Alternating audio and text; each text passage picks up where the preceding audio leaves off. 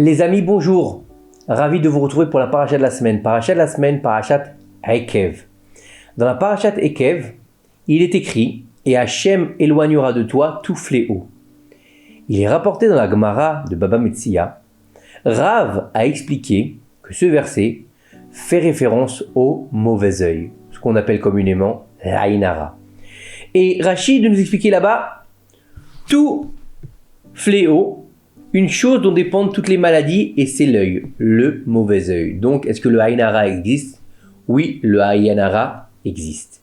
Il est rapporté dans la Gemara que Rav est arrivé à cette conclusion après avoir réalisé une expérience dans un cimetière. En invoquant les noms divins, il a réussi à faire sortir de leur tombe les personnes qui étaient enterrées dans le cimetière. Vous allez me dire à quoi ça sert? Alors écoutez bien ce qu'il a fait Rav. Il a interrogé les défunts et sur 100 défunts, 99 d'entre eux étaient morts à cause du Aïn Hara et un seul seulement de mort naturelle. Le Gaon Rabbi Shalom Messas, Zecher Tzadik Vekadosh Livracha, explique que les 99 autres ne sont pas morts du mauvais œil que leur a fait un autre, mais qu'eux-mêmes se sont portés. Qu'est-ce que ça veut dire? On peut se porter le mauvais œil? Le mauvais œil en ayant un œil étroit et mauvais sur le bonheur et la réussite des autres. Ils sont morts à cause de leur jalousie par rapport au bonheur des autres. Chaque fois qu'ils ont vu ou entendu qu'un autre avait réussi dans un domaine particulier, leur cœur s'est contracté. Et si quelqu'un avait gagné plus d'argent qu'eux-mêmes, alors leur cœur était déchiré. Quelle jalousie! Quelle horreur! Comment on peut en arriver là? Avoir un œil si petit qu'on va être jaloux de tout ce que l'autre a, de tout ce que mon voisin réussit, de tout ce qu'entreprennent les autres. Et moi, moi je suis juste envieux. Par ces nombreuses douleurs au cœur, causées par leurs yeux vis-à-vis des autres, ils ont rejoint le monde de l'au-delà. En fait, ils sont morts de chagrin parce qu'ils n'avaient pas ce que l'autre avait. C'est horrible d'avoir envie à ce point de ce que veut l'autre sans être content de ce qu'on a. Selon cet enseignement, nous trouvons cette explication dans la bénédiction de Moshe Rabbeinu au peuple d'Israël. Et Hachem éloignera de toi tout fléau. Quel rapport? C'est-à-dire que Akadosh Baruch Hu éloigne de toi le fléau malin du défaut d'Aïn Hara envers ton prochain se nommant tout fléau. Tout fléau, c'est le Aïn Hara. Car il renferme en lui toutes les mauvaises vertus et qu'il insuffle dans ton cœur la vertu de voir l'autre avec un bon œil. Lorsque tu vas retirer l'Aïn Hara de toi, tu vas pouvoir regarder l'autre avec un bon œil et tu vas être content de son sort. Et il n'y a personne d'autre d'assez digne que Moshe Rabbeinu pour pouvoir bénir le peuple de cette façon. Car l'essence même de Moshe Rabbeinu, depuis le jour où il est sorti du ventre de sa mère, à la lumière du monde, et jusqu'au jour où il a rejoint le monde futur, était la vertu d'un bon œil pour chacun des enfants d'Israël. Moshe Rabbeinu n'était pas envieux. Moshe Rabbeinu n'avait pas de jalousie. Moshe Rabbeinu n'était pas à vouloir ce qu'un autre avait. On l'a bien vu avec Korach. Korach était envieux de ce qu'avait Moshe Rabbeinu. Mais Moshe Rabbeinu n'a pas été envieux de Korach. Lorsque Moshe Rabbeinu est né, il est écrit, elle considéra qu'il était bon, dans la parashat Shemot. Sa mère grava en lui la vertu du bon œil. Au moment où Moshe Rabbeinu est monté sur le mont Sinaï recevoir les secondes tables de la loi, on nous dit dans la Gemara Nedarim, nos sages rapportent que la Torah devait être donnée seulement à lui et à sa descendance. Vous imaginez? Étant donné que le peuple a péché avec le faute du veau d'or, Dieu avait décidé dans l'absolu de donner la Torah à Moshe et à ses descendants, à lui, et pas à d'autres personnes. Mais Moshe Rabbeinu s'est conduit avec un bon œil et a donné à tout Israël, comme il est écrit, celui qui a un bon œil sera béni.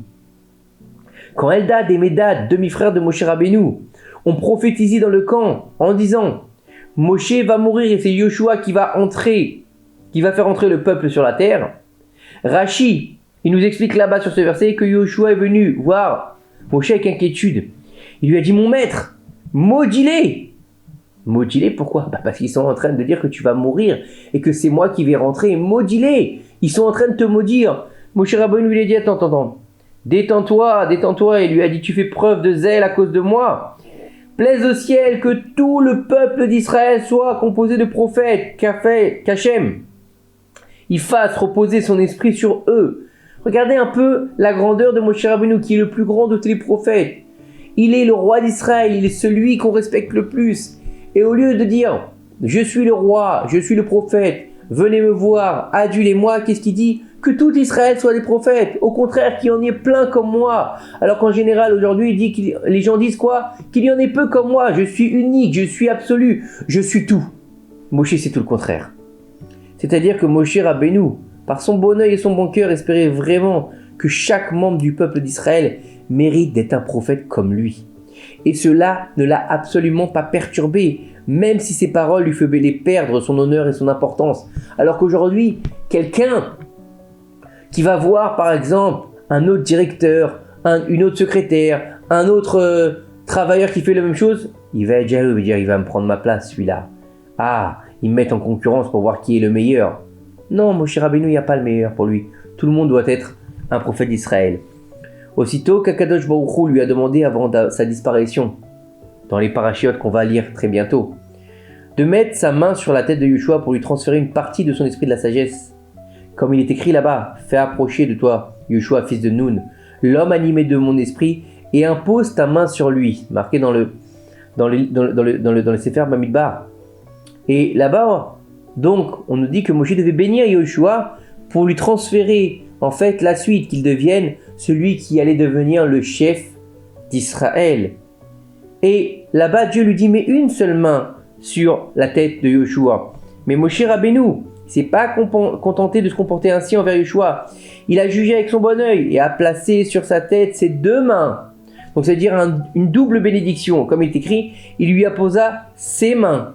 Rashi nous explique de bon cœur, en faisant beaucoup plus que ce qui lui avait été demandé par Akadosh Baruch Hu.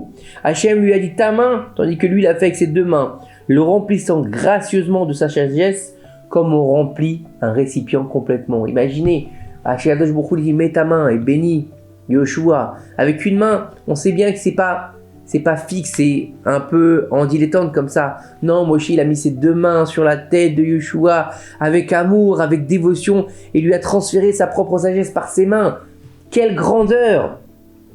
Il est raconté dans le Midrash Rabbah au sujet d'un roi qui avait demandé à une personne de sa maison d'aller donner 10 kilos de blé à un homme du royaume. L'envoyé arriva chez l'homme en question et lui donna 20 kilos de blé, en lui disant 10 kilos de la part du roi et 10 kilos de ma part. C'est exactement ce qui se passait avec Moshe lorsqu'Hachem lui demanda de mettre sa main. Moshe a doublé la bénédiction en plaçant ses deux mains afin de réaliser ce qui avait été dit. Un bon œil est une bénédiction. D'avoir un bon œil, c'est une bénédiction, non seulement pour soi, mais aussi pour l'autre. C'est-à-dire que quand on va regarder l'autre et on va être content pour lui, c'est vrai qu'on va le bénir, que Dieu lui donne encore plus par exemple. Mais ça nous fait écho et ça nous renvoie à la bénédiction. Alors que lorsqu'on va avoir de l'aïnara pour les autres, là, il arrive à nous tuer à nous. C'est terrible de se dire que regarder les autres avec un œil serré et un mauvais œil, ça va nous porter préjudice. Au-delà de tout cela, dans ce dernier jour de vie sur terre, Moshe Rabbeinu s'est levé avec joie et bon cœur et a béni le peuple d'Israël avec un bon œil, comme le raconte la Torah dans la dernière paracha de Vezot Haberacha. Le Midrash Tanchuma nous dit Moshe est venu avec de bons yeux bénir le peuple d'Israël. Et sur cela, Shlomo Amelech a dit un bon œil est une source de bénédiction. Et ne lis pas est une bénédiction, mais source de bénédiction. C'est-à-dire que celui qui a un bon œil, comme Moshe Rabbeinu, a la capacité de bénir. Ça veut dire quand tu vas regarder ton prochain avec un bon œil, tu vas être en mesure de lui transmettre la bracha. C'est un truc de malade. Tu vas être un transmetteur de bénédiction. Tu vas être un tsinor, un conduit de bénédiction pour diffuser la bénédiction sur la terre. Regardez le niveau qu'on peut atteindre. Le Midrash termine en disant pour Moshe, il était magnifique de bénir le peuple d'Israël car il a donné son âme pour eux, heure après heure. De cet enseignement, chacun de nous doit apprendre combien il est important d'avoir un œil bienveillant envers la réussite et le bonheur de son prochain. De plus, il faut s'éloigner du défaut d'avoir un œil envieux et étroit envers son semblable, car il n'y a pas de défaut plus détestable pour Hachem que d'être envieux. Notre maître, lumière de 7 jours, le Saint Baal Shem Tov Akadosh, nous apprend que si une personne qui a un mauvais œil regarde quelque chose, alors la bénédiction qu'elle détenait disparaîtra. Car un mauvais regard arrache cette chose de sa racine vitale et spirituelle. Que Dieu nous en préserve, tout ce qu'on peut perdre à cause du mauvais œil. Même si on y est pour rien, faut faire attention au mauvais œil. Il est très dangereux, il nous dit ici le Rav, de rencontrer de telles personnes, comme nous l'avons vu, où ça, dans le Saint Zohar, Parashat Acharemot. Il y avait dans la région du Gush Chalav un homme rempli de Aïn Hara. Toute personne qu'il regardait avec un mauvais œil mourait quelque temps après qu'Hachem nous en préserve. Regardez bien, il regardait avec un mauvais œil, ça donnait la mort aux gens. En Syrie, il y avait un homme qui avait un très mauvais œil. Un jour, il regardait avec méchanceté un homme beau qui avait un visage rempli de lumière. Quelques instants plus tard, les yeux de l'homme beau sortirent de leur orbite et il perdit la vue. Ce sont des histoires vraies. Hachem nous en préserve, vous vous rendez compte quand même? Qu'est-ce que peut faire le mauvais œil que on va faire? Hachem Ishmor. Par contre, celui qui regarde avec un bon œil entraînera la bénédiction, car un bon œil rattache la chose à sa racine spirituelle, ce qui rapporte en fait la bénédiction. Il est raconté dans la Megillat Ruth, la grand-mère de la royauté d'Israël, que Boaz a dit à Ruth la Moabite d'avoir les yeux fixés sur le champ qu'elles moissonneront. Il l'avait vu par inspiration divine qu'elle possédait un très bon œil. Il lui a donc demandé de regarder son champ. Pourquoi? Afin de bénéficier grâce à elle d'une grande bénédiction. Vous imaginez? Boaz, quand il a vu par inspiration prophétique que Ruth, elle avait la capacité d'avoir un bon œil et pas un mauvais œil, il lui a dit regarde mon champ ma fille, je t'en prie. Regarde mon champ, parce que avec ton bon œil, mon champ, il va encore plus donner de récolte. C'est extraordinaire. Plus tu vas bien regarder les choses, plus tu vas développer une bénédiction, plus tu vas amener la bénédiction sur toi et sur tes semblables. Un homme, ne sachant pas regarder les autres avec un œil bienveillant, se fait du mal à lui-même quand il est écrit selon sa blessure qu'il aura faite à autrui. Ainsi lui sera-t-il fait. Ce qu'il voulait qu'il arrive à son prochain, lui arrivera finalement. Que Dieu nous en préserve. Donc, pour ne pas que cela se produise, l'homme devra toujours vouloir le bon pour son prochain, afin que lui aussi reçoive du bon.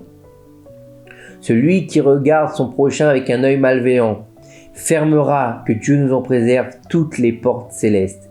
Il faut savoir que toute la bénédiction d'Hachem Yitbarach qu'il envoie à l'homme dépend de sa vertu à regarder son semblable avec amour et compassion. Donc lorsqu'Hachem veut faire descendre une bénédiction, vérifiez qu'il a un bon œil et seulement après il donnera la bracha à l'homme. De plus, la Gemara nous dit qu'il faut donner le verre pour la bénédiction sur le Birkat Hamazon seulement à une personne qui a un bon œil, car celui qui est source de bénédiction pourra bénir. Il ne faudra absolument pas donner ce verre à un homme qui est rempli de Aïn Hara, car il est vide de bénédiction et entraînera l'arrêt de la bénédiction par son mauvais œil. En conclusion, si nous voulons réussir dans notre affaire, dans notre couple, dans l'éducation de nos enfants, dans tout ce que nous allons entreprendre, il faut toujours voir la réussite de notre prochain avec un très bon œil, dépourvu d'envie et de jalousie. À tel point qu'on voit dans la Torah que lorsqu'on va prier pour son semblable, on va être exaucé en premier, comme on l'avait avec qui? Avec Avraham Avinu qui a prié pour Avimelech, roi de Guéra. Et qu'est-ce qui s'est passé? Eh bien, c'est Sarah qui est tombée enceinte. Donc, faut pas croire que le fait de regarder, c'est simplement oh, on a regardé, on est content pour lui, c'est tout. Non. Les incidences sont énormes, que ce soit au niveau du Aïn Hara ou que ce soit du Aïn Tova. Il faut bien comprendre que les yeux sont les portes de l'âme. Donc, c'est ton âme qui va ou ressentir de la bonté et du bonheur pour l'autre et donc développer en toi la bénédiction, ou bien c'est ton âme qui est meurtrie, qui est agressé par ton Aïn Hara et par ton Yetzer Hara et qui va demander le mauvais pour l'autre et qui va te donner le mauvais qu'Hachem nous en préserve. Que ces quelques paroles de Torah nous aident à faire venir le Mashiach, Bimera Bemnou. Amen. Shabbat, Shalom, Umevorach.